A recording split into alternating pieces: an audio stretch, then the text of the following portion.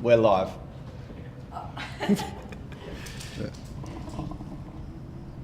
The microphones are on. I know. Okay. What's up, everybody? Yanni here again. We are back with Unity V and also the Sound of Movement podcast, which I will start recording now. Thanks, Rad.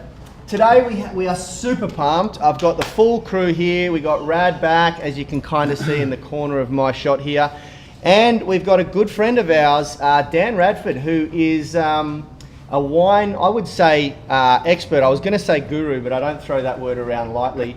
He is honestly, he's been in the game for a long time, and in like 10 minutes of talking, I've learned more about wine than I knew in my entire lifetime before that. So I'm super excited to get Rad to introduce him in just one moment.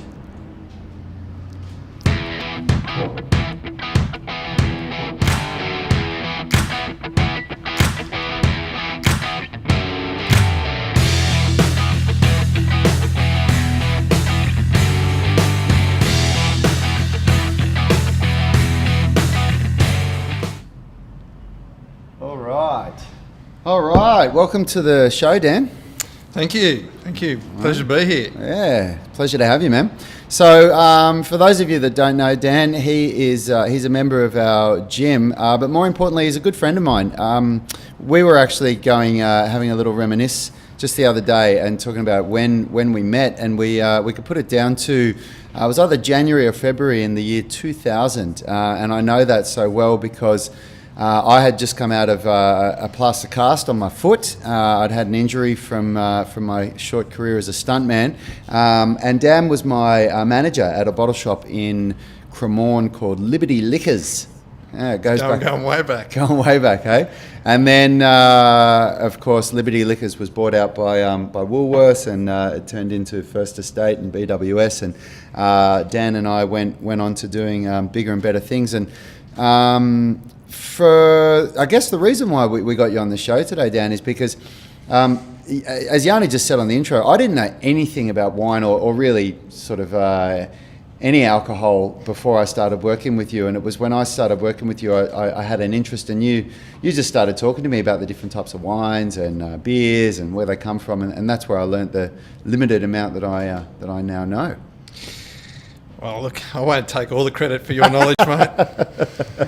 I'd give it to you, honestly. I really don't think I've learned anything of any value around different wines and beers that I haven't learned from you. And so, tell us a little bit about yourself, Dan. From then to now. So back when you were the manager of Liberty Liquors, and then you were managing. What was that place that we work at under the Metropole Hotel? What was it called? Hotel Cremorne. Yeah, but what was the bottle shop called? Oh, it was just the Hotel Cremorne bottle shop, yeah. And then, to my understanding, you went on to become a wine rep. Is that right? Yeah, so pretty much from managing and changing the store down for Hotel Cremorne because they poached me from Liberty Liquors. Yep. And then pretty much worked my way up to licensee at Hotel Cremorne. Did that for over the 6 years, and as much as I would like to say I love the game, I love the hotel game, I didn't prefer the late nights. Yeah. So I decided maybe to start looking around and see what else was out there. I got approached by a company by the call Young and Rashley Wines, mm-hmm. Who I've dealt with, especially through all the bottle stores and hotels mm-hmm. that I'd worked at, and the gentleman at the time, Cal, he said, "Hey, listen, you're looking to get out, and we might have a position for Young and Rashley," and I said, "Yeah, absolutely. Let's get into it." And a bit of a lifestyle change, a bit of a pay cut, but certainly my interest in wine was always around, learning more and gaining more knowledge. I don't think you ever know everything about wine. I think you still learn things. I still learn things now. Even by chatting to other people that have been probably in the game longer than I have. You just come and ask me if you need to know. Yeah, look, seriously, I but yeah, I think, so then Young and Ashley, I was sort of there for three or so years, and then I decided I didn't want to just be a sales rep for the rest of my life, and an opportunity came up within Young and Ashley to possibly buy into a sister company, I guess you'd call it, called Cuttings Wine Merchants, with another gentleman, Justin Walters, and we started to create Cuttings Wine Merchants. Built it from, ground zero and to where we are today, which is 7 or 8 years on. So, awesome.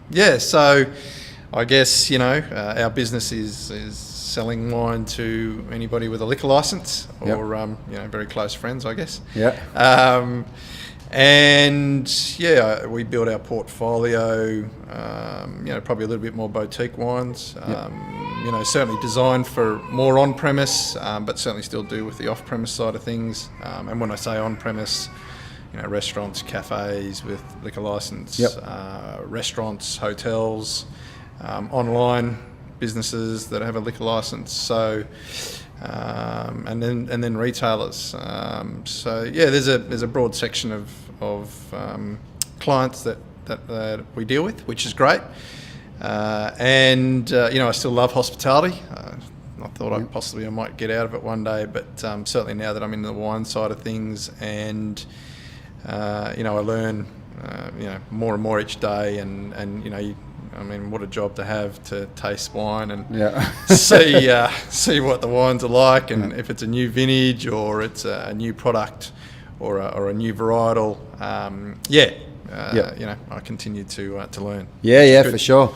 And so I remember over the years that I worked with you, you were often doing wine appreciation courses as well. So I remember.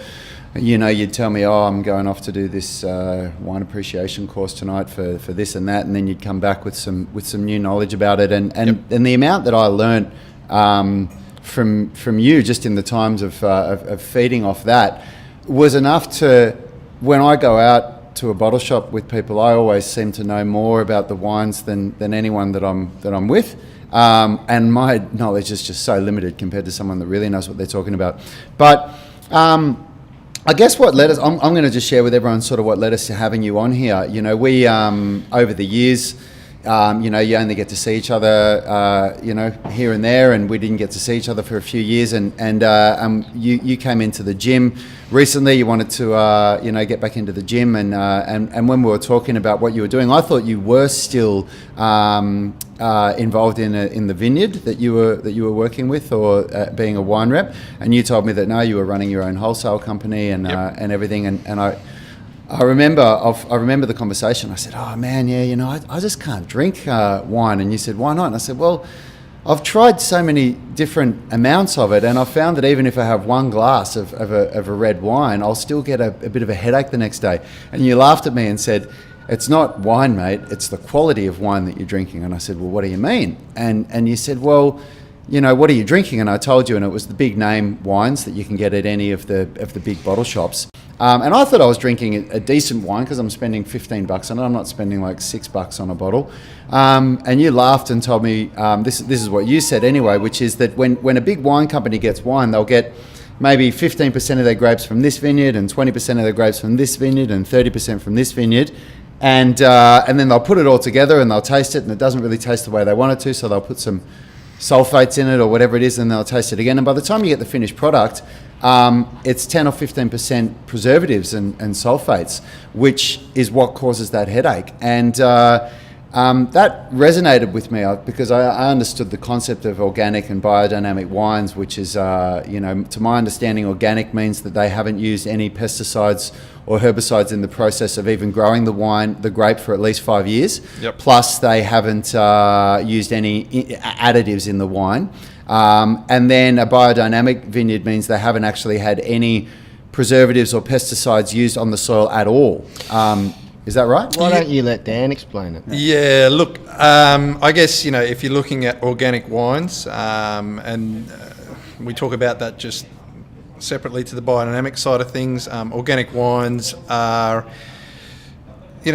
wines or grapes that exclude chemical synthetics, which might be in fertilizers, herbicides, fungicides, pesticides, those type of things. So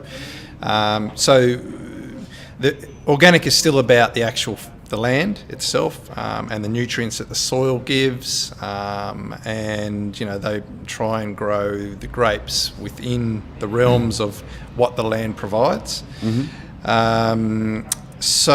I guess they can still have preservatives in organic wine, and the biodynamic side of the vineyards or grapes is probably a little bit more to do with, they follow it by the moon and the sun and the water, and that's, they grow everything by a calendar. Yeah, wow.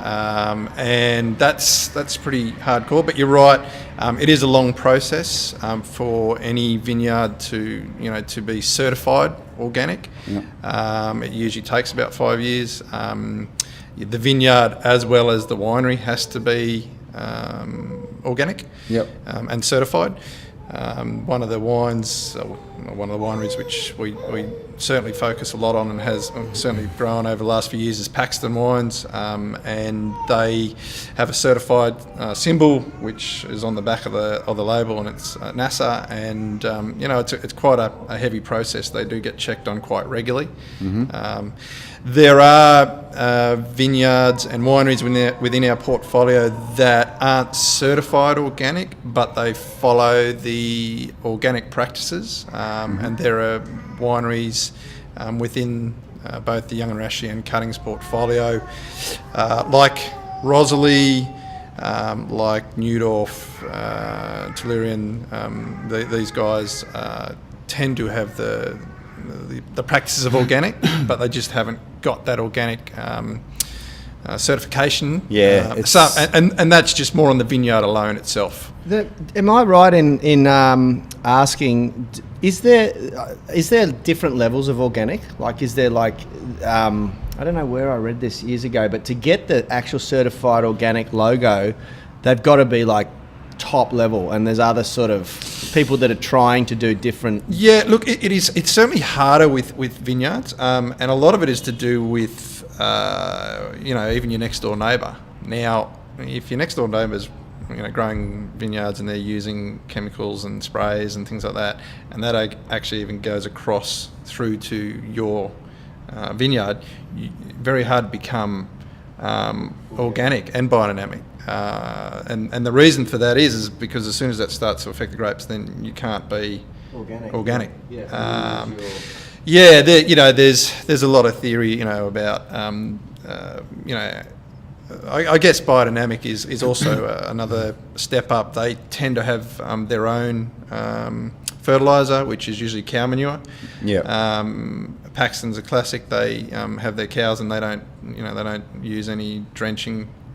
Which sometimes can affect, the manure itself, when you drench cows and stuff like that. So they don't do that. Yeah. And so everything that you described about biodynamic and organic, again, that's referring to the process of the way the grapes are delivered and the growing of it, whereas preservative-free refers to the fact that once they've got the final wine, they don't add preservatives to it. Is that correct? Yeah, that's correct. Yeah. So sulfites are generally, added, and sometimes that can affect people, and that's why some people do get headaches. There's no doubt about that.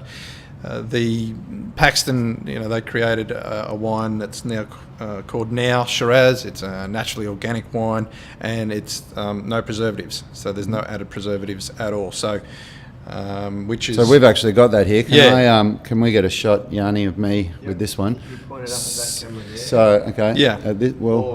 Okay. So here it is. Now when I had this chat to Dan, of course, I wanted to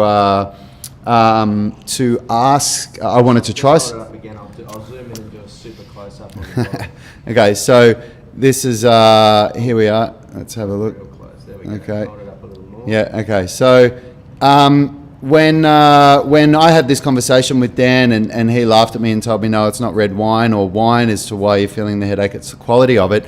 Of course, I tried some of these wines, and I did try these Paxton ones, and I can tell you without a doubt that I've shared a bottle of this with Alana, so we had, that would be 4 standard drinks. You all know he had it all to himself. And it was not only some of the best red wine I've ever tasted by a long shot, but I did not get a headache or even a smidgen of a hangover the next day. It really, really made a difference to the stuff that I'm used to drinking. Yeah, look, I guess the thing is that, you know, if you're going to drink 2 or 3 bottles of preservative-free wine, you're going to get a headache because it's actually the alcohol that's probably going to do that. There's no hiding a hangover if you're a pisshead, folks. If you're going to drink 2 or 3 bottles of wine, you're probably still going to get a hangover. I guess the thing is that when you look at, preservative-free or low preservative wines, and you want to have a couple of glasses, yes, you won't probably notice the sulfites, or you won't wake up the next day feeling like you've been hit by a truck. Yep. Especially to those people that do get affected by it. Look, man, for me personally speaking, I can really notice a difference. Yep. I was really blown away when you told me what you said. I was like, oh yeah, we'll see. And honestly, it was like night and day for me. And Alana felt the same as well. Alana felt the difference. And it's a quality. Those are quality wines, those Paxtons. They're so much better than anything that I've really tried. I've had some Penfolds bin 389s and some $60 or $70 retail bottles before, and I would put this up against it any day. Yeah, look, I guess the other thing, and something that I actually talked about, Yanni, just before we got on air, I guess, is single vineyard wines. That's another area that I think people probably would like to know more about. Yeah, this was a big one for me as well, because I didn't understand this. So single vineyard is a site where the winery or the vineyard owner solely gets that grape, and they can maintain it and control it within the realms of the climate, the soil. So there might be variation due to what's happening with the climate, or soils, or whatever's going on. But the thing is that you're always going to get quality and pretty much a consistency with that particular vineyard, because it is single vineyard. The other thing is that when you start talking outside of single vineyard, there are some companies, and you sort of reflect on that they're bigger companies, and they're all about obviously quantity, obviously selling a lot more to mass produce to keep up with the demand. Yep. To do that, yes, they do need to go and use other vineyards, or sometimes they have other vineyards of their own that they use, but therefore it might be a Chardonnay vineyard there, and then another Chardonnay vineyard there, and then they might use those 2 vineyards and blend the grapes together. With I guess that side of things, the Chardonnay in one particular site would be really, really good, and then possibly at another site not as good.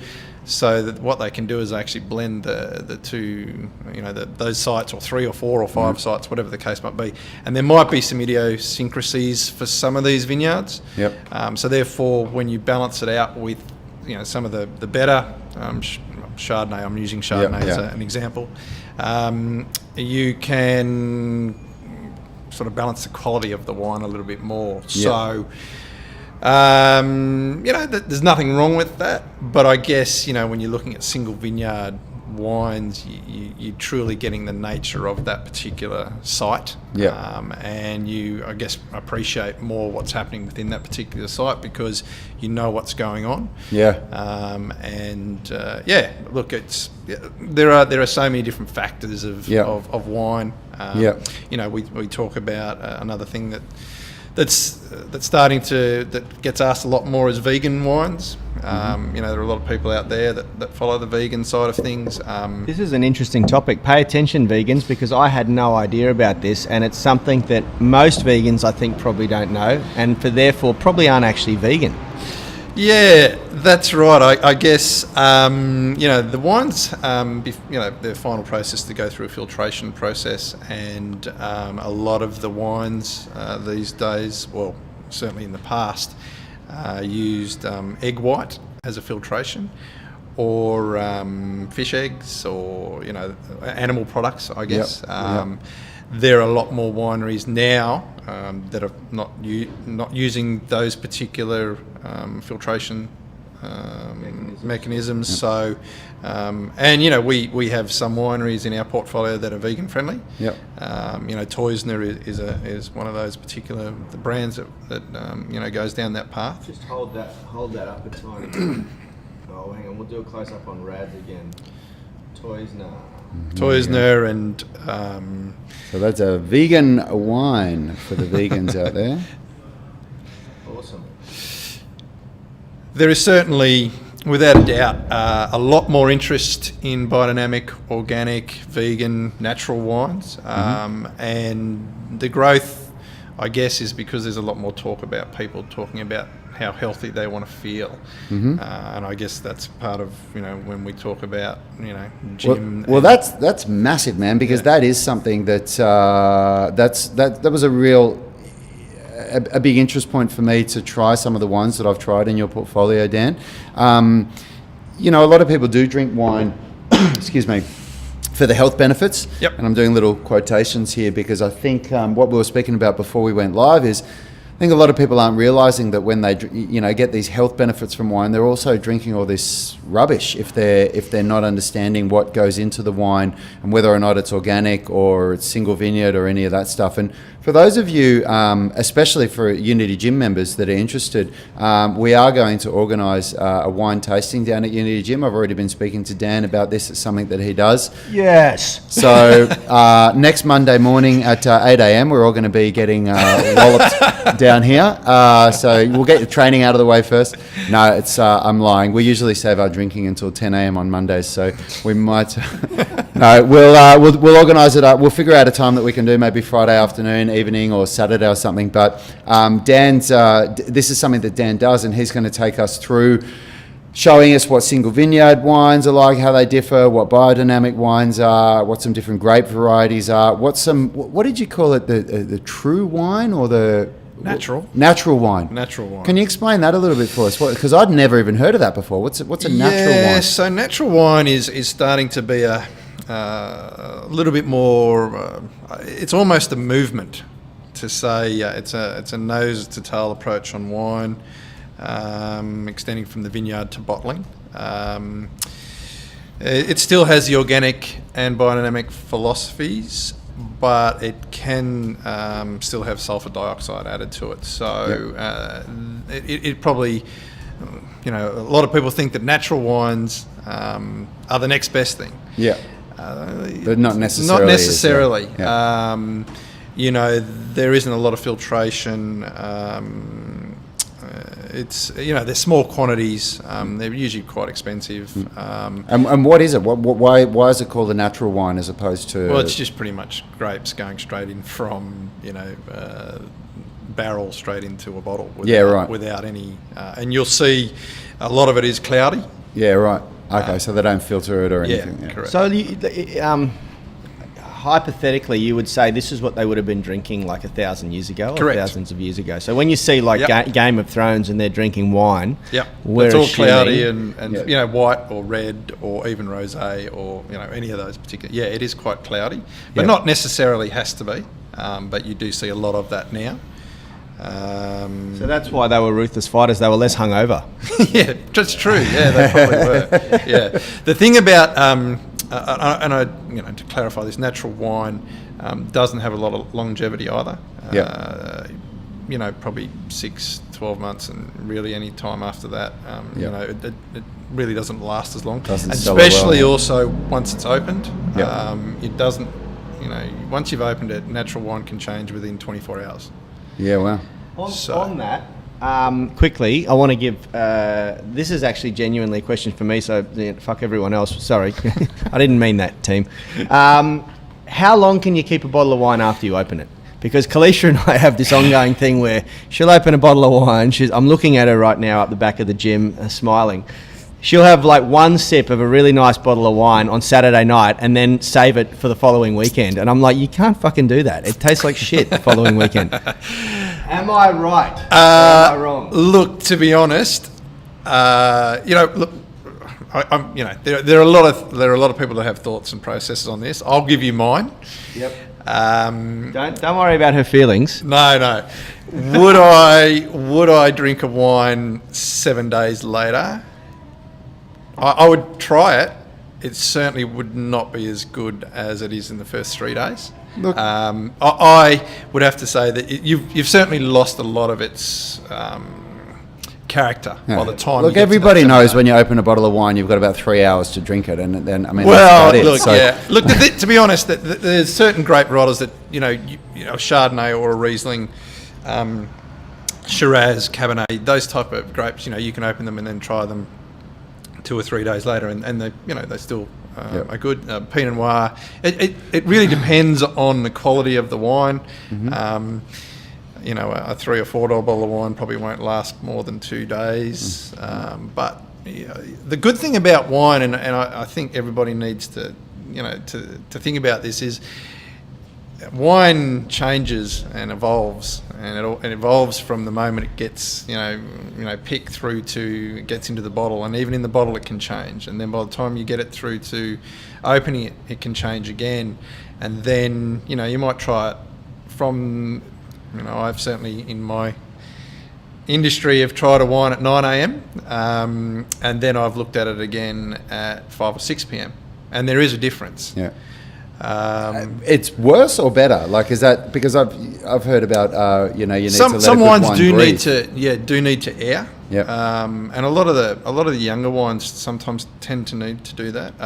But also the reason for that is to get a little bit of the oxygen in there, just to create the wine to give it a little bit more vitality, I guess. Yep. So, you can try wine the second day, and you might actually. Some people even say, "Oh, it's even better than when they first open it," because it's just had a bit more time to evolve again. So, the third day, fourth day, wines can still look good. 7 days is probably pushing it a little bit, but that's okay. Each to their own. I think the thing is that when you open a wine and you appreciate it, and then you look at it again, the next day or the next 6 hours or the next 3 days, you will think, okay, it has changed a little bit. Now, for the better or for worse, that is completely up to the individual. So, I've always said I can put a wine into a brown paper bag, give 20 people the same wine, and 20 people are going to give me different opinions. Now, technically, I can't tell them what they're tasting. I mean, I can advise them, but everybody's taste buds are a little bit different. So just because you might taste something doesn't necessarily mean that person might taste something. So, I always argue that everybody that gives an opinion is right.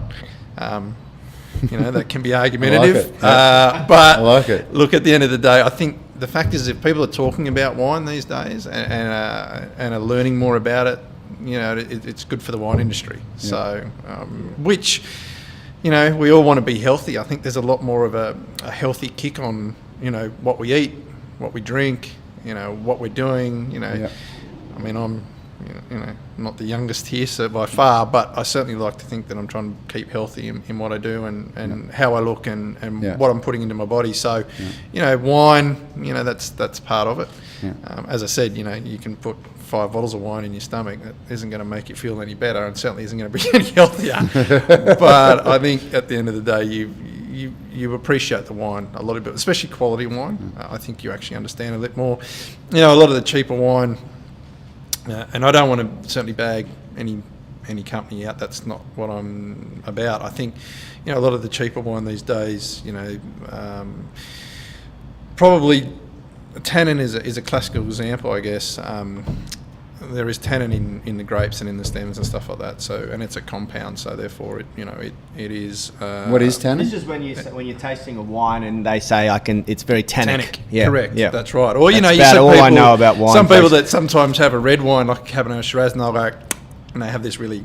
Quite. That's the tannin side of things. Yeah. So it's a compound that's done by the grape and it's natural. But there are bad and good tannins, and sometimes I guess the cheaper wine may not take out the bad tannin as well. Yeah. So which is bacteria and those type of things. So therefore, that may affect people as well.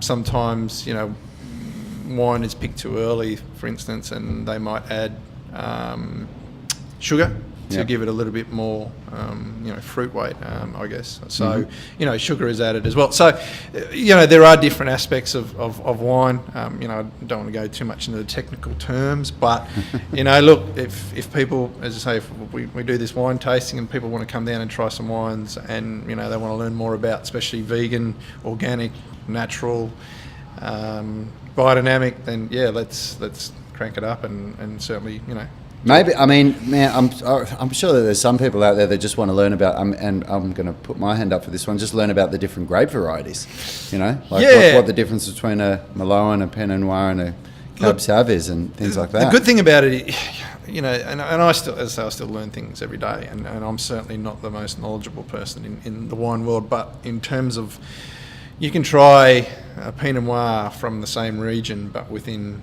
different vineyards, and they can give off certain aspects that are quite different. Yeah. And you think, well, hang on, but it's all from that particular region. Well, that doesn't necessarily mean that it's all going to always taste the same. Yeah.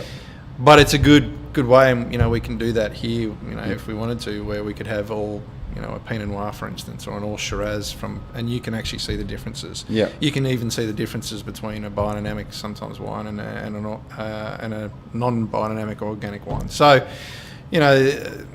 education is great, and I guess for me, talking about wine, and if somebody turns around and goes, "Oh, I didn't know that," then that's my job done. As I said, just because I like a particular style of wine doesn't necessarily mean that someone else might. But I guess for me, if someone actually appreciates the wine, that's my job done. Because then when you see is then the next person then tells that story on to the next people that they're drinking, and then it is a flow-on effect, and for me, that's what wine's all about. Well, I've never spoken about wine to people before having your wines, and talking about what different people get from a different wine. You've absolutely ruined me, because Alana and I went to the bottle shop and bought a $15 bottle of wine that we used to like, and we were like turning our nose up at it. We've turned into wine snobs now after drinking some of your good stuff. But I think there's a difference between a wine snob and a wine appreciator. Yeah. Oh well, I like that. Yes. Yeah. You can take that one to the bank. But I've definitely turned into a wine appreciator, and I've never gone and bought a bottle of wine and gone and spoken about it to people afterwards before trying your stuff, and I couldn't shut up about it. It was really, really good. So for those of you who are Unity Gym members or friends of ours, look out. We will announce the time and date for the wine tasting at Unity Gym soon, and we're going to do a workout straight after it. So however drunk you get, you're going to... Anyone that's not... Rad doesn't do wine tasting properly. He actually drinks the wine. He thinks you're meant to drink it all. Well, I've never done a wine tasting, but... It's not actually about getting blind drunk. It is actually about, when I do a wine tasting, to spit the wine out, but that's completely up to you. Yeah. Just quickly, on that, could we talk about a few of your tips when you are looking for a good wine? Like, what do you look for? Because this is something like I've been to vineyards a lot, and you're always a little bit, there's like when you're doing those cellar door tasting, there's an element of like embarrassment. You don't want to sound like that dick in the bunch that just knows absolutely bugger all about wine. So help me to look better when I'm at the cellar door next time. What tips can you give me? Look, what do I look for when I go into a winery? Sometimes it's actually just about the winery itself before you even try some of the wines. Sometimes you can walk into a winery and, you're not really sure, what their focus is or what their bigger producing wine grape varietal is. So, if you don't know the winery, then I would probably walk in, and one of the first questions, and this is obviously more about, learning more about the winery, is saying, hey, listen, just wondering what are your bigger productions on wine?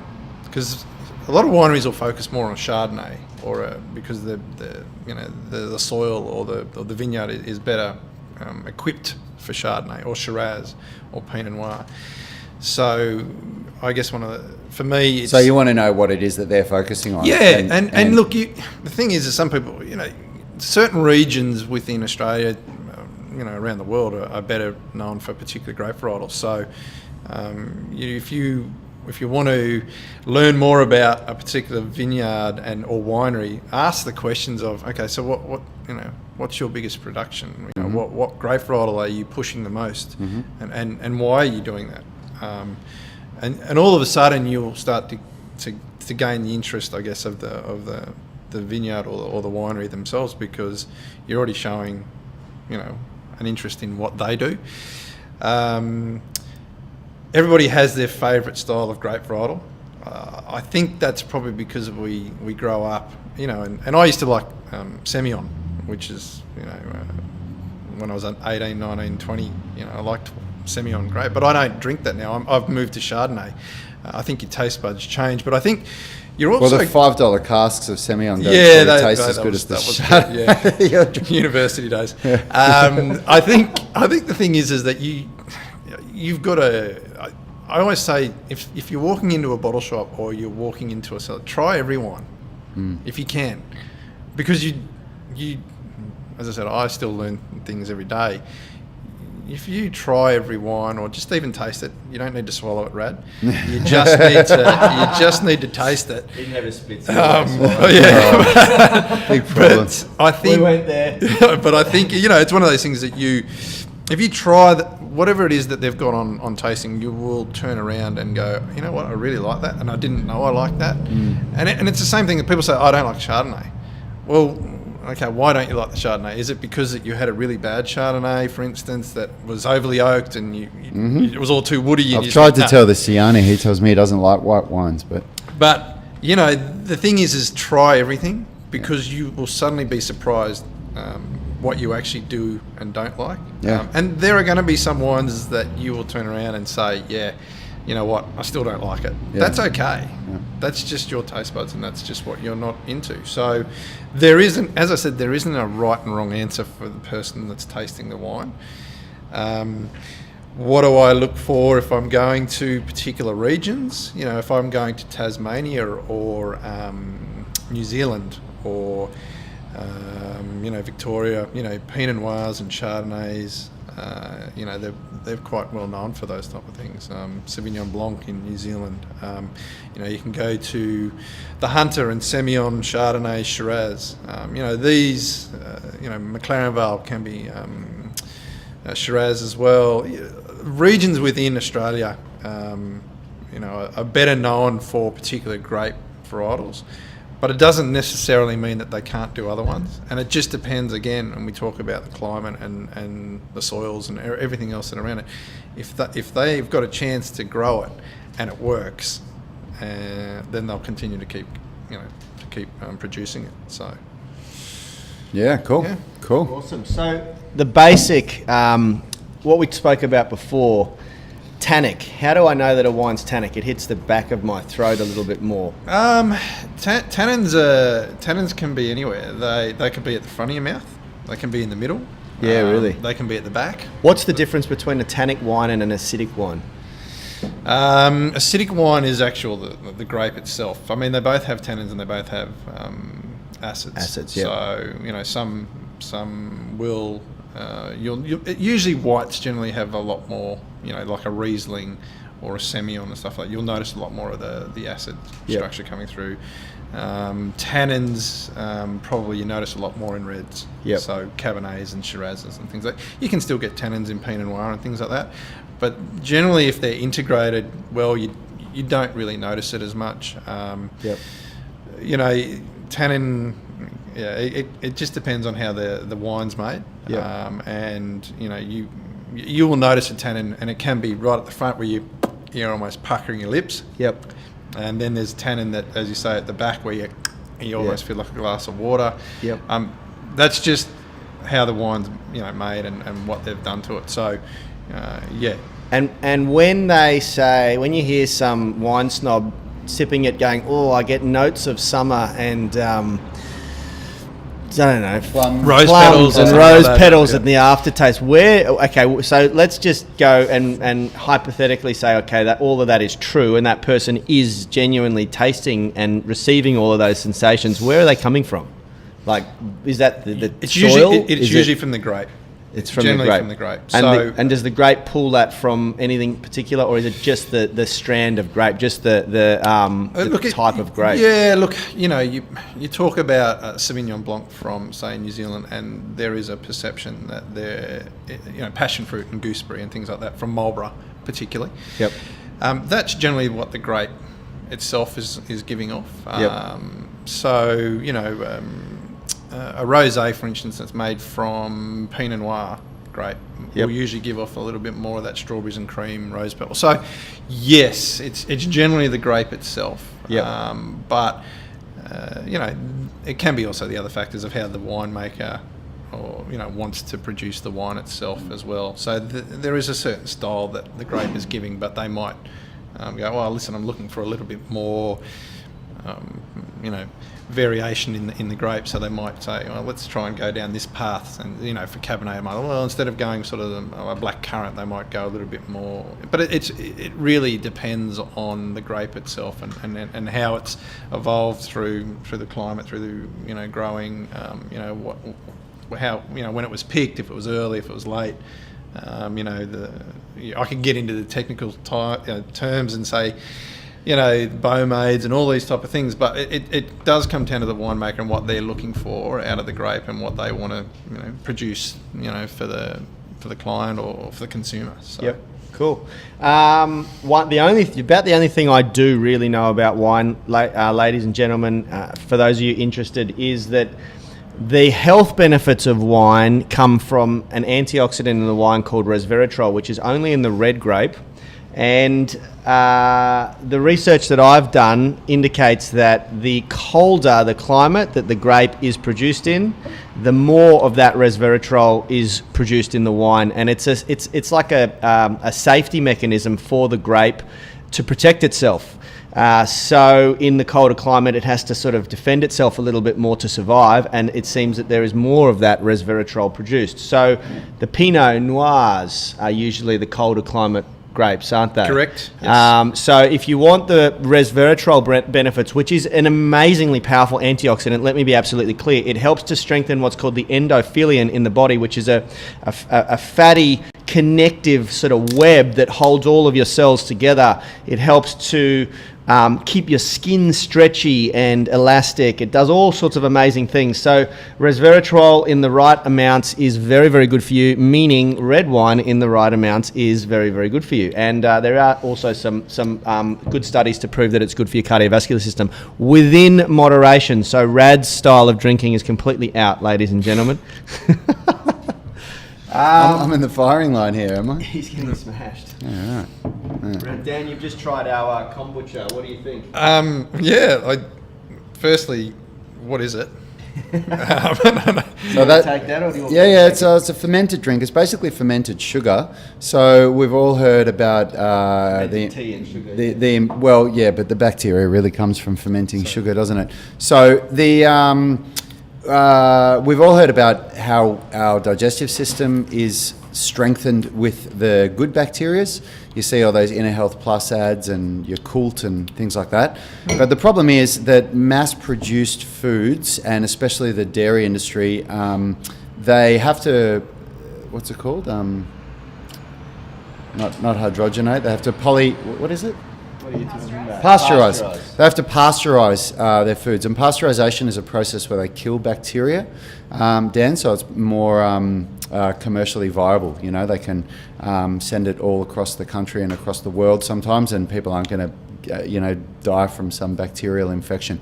So when you're having a drink that claims to have health benefits from bacteria, it's important that it's non-pasteurized. So that kombucha isn't pasteurized, and it's basically just putting down a whole bunch of good bacteria in your digestive system to help with health, help with inner health. Yeah, I've never heard of it and never tried it, but the fact that it has organic on it, which is obviously quite hard, yeah. Quite passionate about. And that bottle actually has 27 calories in it. So because all of the sugar is eaten by the bacteria in the fermentation process, there's virtually no sugar left in it. And so in terms of wanting to sustain a healthy weight, you can drink a couple of those a day, and you certainly won't put on any weight from it. And when are you meant to drink it? Not when you're fasting. Yeah, right. It's when you're not meant to drink it. Probably not right. That's all right. That's why I'm not drinking one now. I'm actually doing a 24-hour fast today. Basically, just when you're not fasting, mate. And you wouldn't want to have more than 2 bottles a day. Like anything wants to be had in moderation. It's good, isn't it? Yeah. This one that you're drinking, I'll just get a shot of my bottle here. This is a Hibiscus Kiss, and the reason why I'm a big fan of the Hibiscus, where am I lining that up? Okay, there, that's a product shot there. Shout out to Remedy Kombuchas for supplying us with delicious kombucha. They're probably one of the best, and they're one of the ones, you've got to be very careful. Kombucha, guys, I'll get back to Hibiscus in a sec, I digress, but kombucha is one of those things that has become mainstream and very, very popular. Just like 100% pure wine. And there are a lot of companies that aren't doing it right. They add sugar and flavouring to it, so you've got to be very careful which kombucha. Or even pasteurise them. Yeah, a lot of them actually pasteurise them, which is completely stupid because it kills all the bacteria. A lot of them add sugar to sweeten it and add processed flavours, and that just ruins it. So Remedy, and there's only a couple out there that are really, really good. Anyway, back to Hibiscus. Hibiscus has a chemical in it that's been found to upregulate cell autophagy. So cell autophagy is that, we've spoken about it before, is that healing process, the body's ability to restore its cells. Anyway, I digress. We are at the 46-minute mark, which means that we've managed to talk about healthy organic wine with Dan, the man, for 45 minutes, which is amazing. Anyone who knows us at Unity, I'd love to go to our big wide-angle shot, but we didn't plug the camera in properly and it's run out of batteries, so we've lost it. But that was really good, man. Yeah, that was mate, freaking awesome. thank and you. I've learned so much about wine, and I can't stress this enough. I'm going to put up the Dan's website again on here. No, that's our website.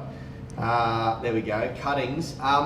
He's over the last couple of months been supplying us with real wine because he heard a rumour that I was drinking cheap, shitty Audi wine. That was rad. I don't know where he heard that from. But we're on a budget and all that sort of thing, and I thought, oh well, it can't be that bad. And then Dan showed me the light, and he started supplying us with really, really good wine. And as Rad said, holy crap, it's phenomenal. And over the last month, we've given you a bit of feedback, and you've sussed out our palate. And the last box of wine that you gave us was like, every bottle we opened was just next level, knock your socks off. So if you guys are interested, which really all of you should be, anyone watching, we've got a few people watching live, and I'm sure many, many more are going to listen to the podcast or watch this video because it's a really important topic. Remember, what you put into your body counts. And this is on like an environmental level, what we breathe, but also what we eat, what we put on our skin. Everything goes through the filtration system. And yeah, let's be real, we want balance in our lives. Rad and I are not, we're not trying to be Satan. We don't want to tell you to give up the good things in life, like good quality craft beers and wine. Dan also does craft beers, which is a whole nother conversation that we'll save to another day. You really need to think about what you're doing, what you're putting in your body, and the quality of wine should be up there. Because some of us do drink wine for the health benefits, but if you're putting really, really processed wine, as was I, earlier in the year, you're not getting the health benefits at all. You're just overloading your body and your filtration system with high toxicity. Dan's shaking his hand, and he's very, very passionate about this. We were talking about it before, and he took off before we even went live. So let's give us your wrap up. What should people do just to get themselves healthy, other than punch in the website that's on the screen right now and learn and start ordering better wine? I guess, look, if we organise a tasting, or we want to do something on a regular basis, I'm happy to help educate more people. The thing is that wine is a fantastic thing that we all love to drink, but you're right, we also need to make sure that we know what we're drinking. And if I can help educate, please, give me an email, send me a message, talk to the boys here and ask them. But I'm happy to help out wherever I can. And as I said, the more the merrier when it comes to educating people with wine. And if Dan doesn't know the answer, you can hit me up. I'll help you out. So what we'll do, guys, for our Unity Gym members, we will be announcing the wine tasting internally through our Unity Gym support group page. And anyone that isn't a member of Unity Gym, if you do want to be a part of that or want to come along, just send us a message on Facebook, and we'll let you know when we're going to be doing it. Fantastic. Awesome. Man, that was epic. Thank you very much. Thank you. Thanks for having me in. You are absolutely welcome. So, ladies and gentlemen, we're going to quickly discuss one cool study that I've looked at, which I think will be beneficial to people. And other than that, hit us up if you're interested in the wine tasting. And get yourself some healthy wine. Trust me. Try some really good quality wine if you've been drinking wine on a budget. Dan will take care of you at Cuttings if you're looking for a good supplier. And let's start looking at what we put in our bodies on a micro level, not just a macro level with your food and the water that you drink, guys. Let's look at all the other things as well. I'd love to get you back on, and maybe we talk about beer next time, because I know you guys also specialise in really good quality craft beer. Rad and I are not shy of a good beer. Yanni specialises in all beer, I think. give me all the beer, yeah. When asked how many I drunk, I said all of them. No, look, that was really good, mate. Thank you very much for giving up your time. I think that we gave some really good value to people out there, myself included. I'm learning a lot, and I'm very much enjoying the wines that you're bringing in for us. It's fantastic. No, appreciate it. Yeah, thanks, Dan. Thanks, Beautiful. so, thanks. All right, we'll let Dan go so he can get back to what he does best. And will I see you at lunchtime today for a workout, or are you going to miss it because of the time you've given us? No. I feel guilty if I'm not going to be here. So there's one thing that I've noticed, that coming to Unity Gym for me has become a bit of a part of my day. So I'll definitely see you guys. Awesome, mate. Cheers. No worries. See you soon. Thanks. Thanks very much. Cheers. Mate. Thanks a lot. See you, bro. See you, dude. All right, tribe. It's time to talk study review, and this is an easy one. And for some of you, it might seem really, really obvious, but I'm going to talk about it anyway. As you guys know, I am a big fan of muscle hypertrophy and all things that support muscle hypertrophy. That is the growth of muscle tissue. Let's be honest, Rad and I and a lot of the guys at Unity here aren't getting any younger. We're all sort of pushing that 40 mark and 50 mark, and for some of you 60, the guys that have earned it. And one of our priority goals is to maintain muscle tissue. I'm going to set this up so we get both of us in the one shot. So the study that I looked at this week that I liked the idea of is that because we all think that we need to smash ourselves to get a good result in the gym. And one of the cool things about muscle hypertrophy is that, I'm just going to set this up so Rad and I both get our own mic. Can we? Well, I don't know. Can we do that? No, you can't really, can you? It's not going to work because we got these things hooked up. Yeah, no. No, it's not going to work. We thought we could do it, folks, but we can't. What we found, I'll read the summary here. Again, I take these studies from Coach by Tony Battaji. He has an amazing service. Whether you're a personal trainer or not a personal trainer, I highly recommend checking this out for around $7 a week. Here's the thing, there are so many good research studies that get published on a weekly basis, and it's very, very hard to filter through them.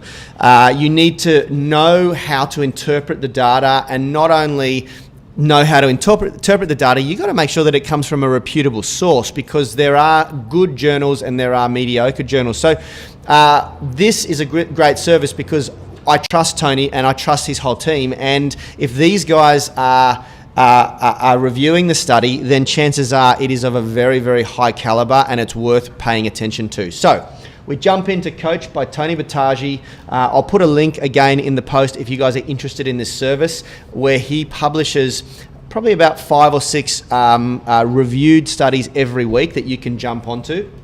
So I'll read this verbatim from his website. All intensities above 20% 1RM effective at building muscle. This study was designed to identify if there is a minimum loading to induce muscle hypertrophy. That's the growth of the muscle cells. What they did, 30 men volunteered to participate in a weights program performed twice a week for 12 weeks. The study employed a within subject design in which one leg and arm trained at 20% 1RM, and the contralateral limb so the other limb was randomly assigned to one of 3 conditions, either 40%, 60%, or 80% of 1RM. That means that they're doing 80% of what they could do for 1 rep only, okay? Then they started the session with 3 sets to failure. So they controlled that. Everyone did 3 sets to failure, but they were doing it at that intensity that they were designated to. After training, the number of sets was adjusted for the other contralateral limb conditions with volume matched, and 1RM were assessed at pre and post 6-week intervals, and they also tested their strength, their 1RM strength, at 12 weeks as well. Bear with me if this is a little sciencey, but this is important for people, especially when we're trying to maintain our muscle tissue into our later years. What they found was when low to high intensities of weight training were performed with volumes matched, all intensities were effective for increasing muscle strength and size. However, the 20% 1RM was suboptimal in this regard, and only the heavier weight intensities, more specifically the 80% 1RM, was shown superior for increasing strength. So basically what they're saying here, guys, in layman's terms is, you don't have to train to a super high intensity to build strength and muscle hypertrophy, muscle size. Obviously, what we would think is that the higher intensities increase strength a lot more, and they have a slightly better effect in hypertrophying, enlarging, or maintaining the muscle tissue. But what I think is really important as a take home from this, guys, is when you're either injured or you're in a recovery phase, or you're just fucking unmotivated for whatever reason, it's not essential that you come in and kill yourself in the gym. Training to even a 20% 1RM, which absolutely anybody can do, is enough to grow muscle and grow strength, develop strength. This is really important because, like, you know, you're kind of led to believe that it's all or nothing. You either go all out or people don't go at all. And I think we see this a lot in the gym, right? Yeah, for sure. We do. You see so many people have got this mentality that when you come to the gym, the only thing you come for is to absolutely kill yourself. And it's just not only is it not the right way to do it, but it can cause you a lot of problems. And that's why at Unity Gym, we follow the partial pyramid periodization model where we ramp load for the first 3 weeks out of every month, and in the third week we do a peak week where we get people to, as long as they're injury free, to try and lift as much weight as possible and really increase their strength in that week, and then we follow that with a deload week. And we've found that for the majority of people that we train in North Sydney, that is the most effective way to achieve great adaptations, see really good strength gains, but a very low risk of injury. I think what one of the most important things to take out of this is that probably the most critical factor in any training program is consistency. It's the same with diet. You know, I had a really great discussion and I watched an amazing podcast, again from my friend Ben Pekulski. I'll link it here because he had a guest on, Dr. Lane Norton, who Richie and I both really like following. He's one of the smartest dudes I've ever seen. And they had a big talk about diet and diet-related adherence. You know, it doesn't really matter what diet you follow. The reason why people fail to lose weight is generally not because of the diet. It's because they suck at their adherence sucks. They drop off. They drop off the wagon. So this is the same with exercise, you know, and it's super important to understand that if to be consistent, you can't always train at 100%. You can't always smash yourself. And quite frankly, it's more effective to undulate your periodization, to have peak weeks like we do here at Unity, and to have back off weeks where we lower the intensity quite substantially. Now, the other thing is that when you injure yourself or you have an issue, there's always stuff you can do, and there's always an intensity that will match the issue, you know, and all you need is the right guidance to sort of do that, you know. The other thing I'd like to sort of say about this research paper, again, which I will link in the bottom of the page when we repost this video, is that for new people who are just thinking about starting out, it's very, very important to understand one of the things that turns people off is that a lot of personal trainers have the go hard or go home mentality. And so when you set foot in the gym, irrespective of your level of conditioning, many people will push you to breaking point. They think that's the best way to train because it does elicit a better hypertrophy and strength result. But for a new person, the worst thing you can do is be turned off exercise, you know. And so knowing that for the first 3 to 6 months, you only have to train at 20 or 30 or 40%, and slowly the process of progression should kick in and you build that intensity up until you're training at your 80, 90, and for really conditioned people, even 100% a few times a year. That's very important. So don't think that you have to step foot in the gym and you're going to get busted up, and your trainer shouldn't do that. It's not the right approach anyway. So anyway, for all those newbies, have confidence. Training at 30%, 20% even, has been shown to elicit a great result, and then you should progress it from there. Any final notes from you, Rad? No, that's pretty much it, man. I think, just be smart, listen to your body, and listen to your trainer. There's a reason why people pay trainers to do what we do. It's because we've been around and we've been doing it for a while, and we understand what is best for people and what's going to deliver the best results. Yeah, awesome. What a show, tribe. That was epic. I'm pretty stoked to have had Dan on here. I learned a lot from him, and I learned a lot about wine.